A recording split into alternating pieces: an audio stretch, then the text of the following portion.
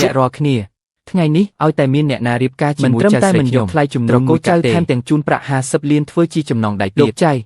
ចៅស្រីលោកធ្វើឲ្យគេទាស់ជើងធ្មេញអស់ហើយប្រញាប់ឲ្យនាងចុះទៅខ្ញុំចិត្តក្អួតចេញមកហើយលោកតាសូមឲ្យខ្ញុំចុះទៅវិញទៅទោះជាថែមលុយក៏គ្មានអ្នកណាយកនាងដែរចេញទៅមិនទាន់ប្រញាប់ក្រោកឡើងទៀតចេញរៀងស្អីនឹងអ្នកណាថាសូអែគ្មានអ្នករៀបការជាមួយចៅសូអែខ្ញុំយកអ្នកកំឡោះអញសុខចិត្តយកសូអែមែនទេមួយជីវិតនេះបើមិនមែនចៅសូអែខ្ញុំបាយយន្តក៏ល្មមយល់បានតែមិនដឹងថាពេលធ្វើរឿងហ្នឹងតើដាក់មាត់ចុះដោយរបៀបណាល្អអ្នកកំឡោះចាប់ពីពេលនេះទៅចៅសូអែគឺជាប្រពន្ធរបស់អញហើយអូនកុំបារម្ភមួយជីវិតនេះបងនឹងល្អចំពោះអូនអញពិតជាដើម្បីតែថ្លៃជំនួសមិនតិចបន្តួចនឹងអាក្រក់នេះមែនទេនៅក្នុងភ្នែកខ្ញុំស្អាតជាងគ្រាន់តែមានរយចាំខ្ញុំមើលថែមុខនាងគឺជាស្រីស្អាតលេខ1ប្រចាំក្រុងឈប់ឆ្លោះគ្នាទៅអ្នកទាំងពីរមកតាមខ្ញុំសូអែក្នុងឯងរៀបការរួចហើយចឹងចុះហត្ថលេខាលើកិច្ចសន្យាផ្ទេរភាគហ៊ុនក្រោមឈ្មោះឯងមកផ្ទេរភាគហ៊ុនទាំងអស់ទៅឲ្យឈ្មោះស៊ឺយូលឿនឡើងគុំនៅភ្លេងភ្លើតាក្រុមហ៊ុននេះគឺជាអ្វីដែលខ្ញុំខិតខំបង្កើតមកដោយដៃទេថ្ងៃនេះបើមិនចុះហត្ថលេខាទេក៏ចេញពីត្រកូលចៅទៅលោកតាខ្ញុំចង់មើលបន្តិចមើលថាមានខ្លឹមសារស្អីខ្លះនៅក្នុងកិច្ចសន្យានេះពិតមែនតើស៊ីវឈិនឯងមកទីនេះគឺដើម្បីតែប្រគល់កិច្ចសន្យាឲ្យចៅសូអែចុះហត្ថលេខាទៅស៊ីជុះស្អីនៅក្នុងពិធីលៀងសាយភោជស៊ីហើយបេនោះទាំងអស់ដែលធ្លាប់ធ្វើបាបសូអែធ្វើឲ្យសូអែតែរួមមិនស្មើស្លាប់សូអែប៉ុន្មានឆ្នាំនេះធ្វើឲ្យអូនពិបាកហើយបងមិនឲ្យអូនរងការឈឺចាប់បន្តិចណាទៀតឡើយសូអែពួកយើងទៅអាឆ្កែស៊ីវឈិនអាឆ្កួននេះគម្រោងតំបន់ថ្មីពេលលីងគឺខ្ញុំជាអ្នកបញ្ជាឲ្យលៃចិនធានប្រគល់ឲ្យពួកឯងភ្នែកទាំង3របស់ពួកឯងមិនស្គាល់ឥឡូវនេះសានមិនស្គាល់ខុសត្រូវខ្ញុំដកហូតមកវិញ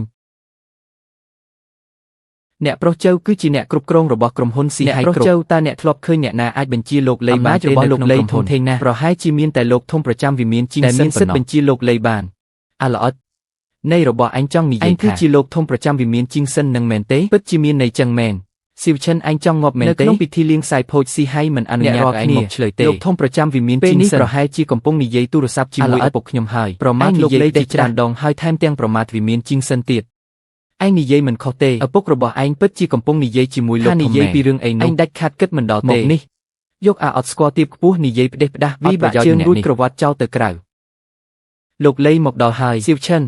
អញហ៊ានប្រើដៃប្រើជើងលើអ្នកប្រុសចៅនៅក្នុងពិធីលៀងសាយភោជន៍ត្រូវដឹងណាត្រកូលចៅគឺជាត្រកូលដែលលោកលៃយកចិត្តទុកដាក់បំផុតឯងហ៊ានប៉ះពាល់អ្នកប្រុសចៅស៊ីវឈិនអញធុញទ្រាន់នឹងរស់ហើយមែនទេអញថែមទាំងហ៊ានប្រមាថលោកលៃនៅក្នុងពិធីលៀងសាយភោជន៍ស៊ីហៃទៀតវានឹងអាមេបិសាចមុខអាក្រក់នោះចេញទៅត្រកូលវាងខ្ញុំយល់ស្រប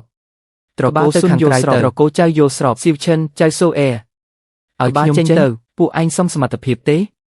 ថ្ងៃនេះ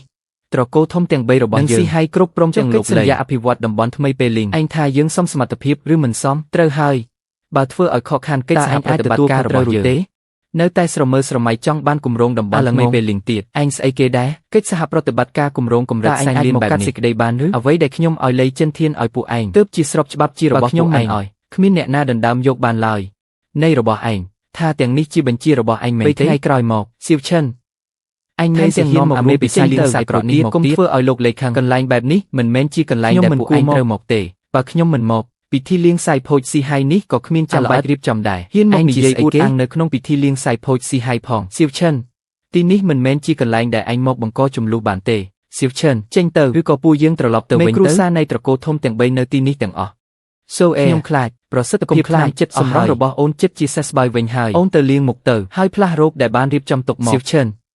គ្រូពេទ្យកំពូលទាំងក្នុងនិងក្រៅប្រទេសសុទ្ធតែព្យាបាលមុខខ្ញុំមិនជាលើកនេះមើលមិនជាក៏ខ្ញុំមិនបន្ទោសបងដែរ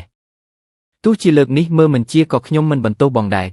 ស៊ីវឈិនឯងប្រញាប់នាំចៅសូអែចេញទៅ